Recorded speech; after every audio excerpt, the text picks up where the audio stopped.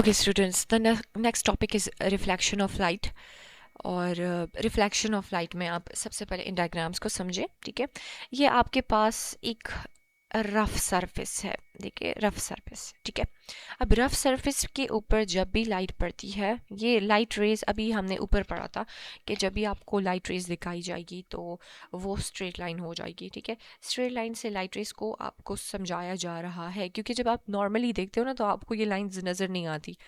तो light rays fall हो रही है, लेकिन चूंकि जो रफ सरफेस है उसकी वजह से कुछ इस डायरेक्शन में जा रही है, कुछ इस डायरेक्शन में जा रही है, कुछ इस डायरेक्शन में जा रही है।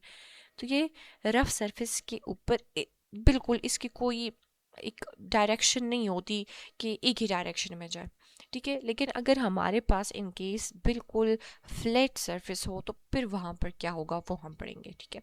अच्छा, नीचे देखिए आपको स्पेक्ट्रम दिया गया है। इसमें हमारे पास ये वाली जो लाइट है ना, विजिबल लाइट, ये जो हमें नज़र आती है, ठीक है, उसको विजिबल कहते हैं। फिर अल्ट्रा वायलेट लाइट रेज भी होती है, हमें नज़र नहीं आती। एक्सरे भी होती है जिसको ज़्यादातर एक्सरे के लिए यूज़ किया जाता है। गैमा रेज होती है, इंफ्रारेड रेज होती है, माइक्रोवेव्स वाली भी होती है, रेडियो वाली भी होती है, ठीक है ना। तो हमारे पास लाइट की ऐसी भी बहुत सारी टाइप्स है जो कि हमें नज़र तो नहीं आती बट एक्चुअली दे एग्जिस्ट, ठीक है।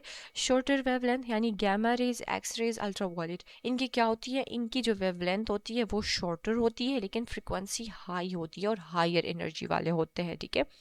अब अगर हम बात करें इंफ्रारेड की, माइक्रोवेव की और रेडियो की, तो इनकी वेवलेंथ लॉन्गर होती है, लो फ्रिक्वेंसी होती है और लो एनर्जी होती है।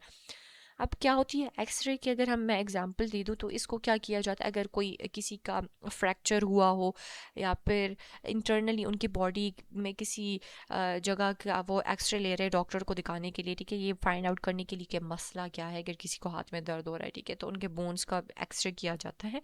तो चूंकि इनकी एनर्जी हायर होती है उसकी वजह से उसकी इमेज क्या हो जाती है, हमारे पास बन जाती है, ठीक है। अब आते हैं, हम थोड़ा सा इसको पढ़ लेते हैं। To see an object light from it must enter the eyes. अब आपको कोई भी चीज़ देखनी हो, मुझे, आपको, सबको, तो उसके लिए लाइट को हमारे आइज के अंदर रिफ्लेक्ट होना चाहिए, ठीक है, वो इंटर होना चाहिए। The light can travel directly from the source to the eyes और it can be reflected from the source into the eyes.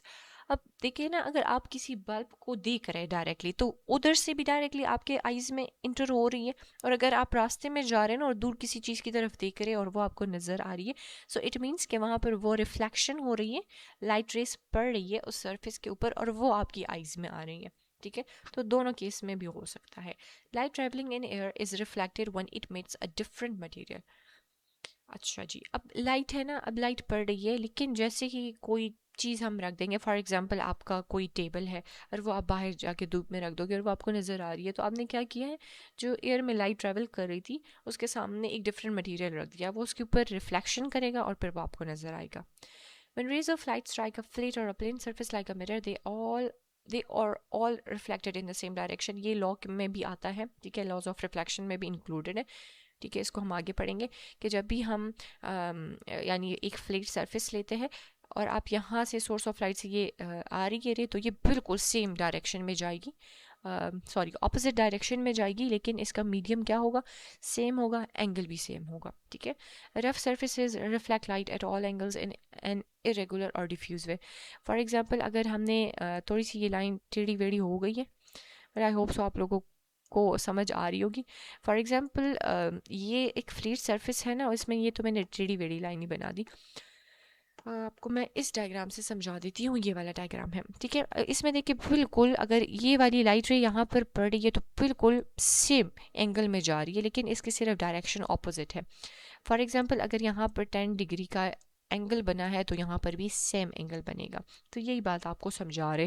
लेकिन इन केस हम लोग इस वाले की बात करें जहाँ पर रफ सरफेस है, ठीक है, तो अगर ये यहाँ पर पढ़िए तो इसका एंगल अगर 10 होगा तो पता नहीं इसका कौन सा वाला आएगा, इसका 5 भी आ सकता है, 4 भी आ सकता है। तो रफ सरफेस पर क्या होगा, हमारे पास डिफरेंट एंगल्स आएंगे, और जो फ्लैट सरफेस होगा वहाँ पर हमारे पास क्या होंगे, वहाँ पर हमारे पास सेम एंगल आएगा, ठीक है। यही बात आपको बता रही है। इसमें इंपॉर्टेंट क्या चीज़ है, आप लोग ये स्पेक्ट्रम को याद रखें थोड़ा सा, ठीक है। और बाकी ऊपर वाले जो डेफिनेशंस थे, ट्रांसलूसेंट, ट्रांसपेरेंट, वो आपको कोई चीज़ उठा के देंगे, नेम्स देंगे, एमसीक्यू में हो सकते हैं, ठीक है, या फिर एक क्वेश्चन में हो सकते हैं कि आप बताइए ये कौन सा वाला ट्रांसपेरेंट है, कौन सा वाला ट्रांसलूसेंट है, ठीक है। तो उसके लिए थोड़ा सा आप लोगों को ख्याल करना होगा, बाकी ये सारा का सारा आसान है।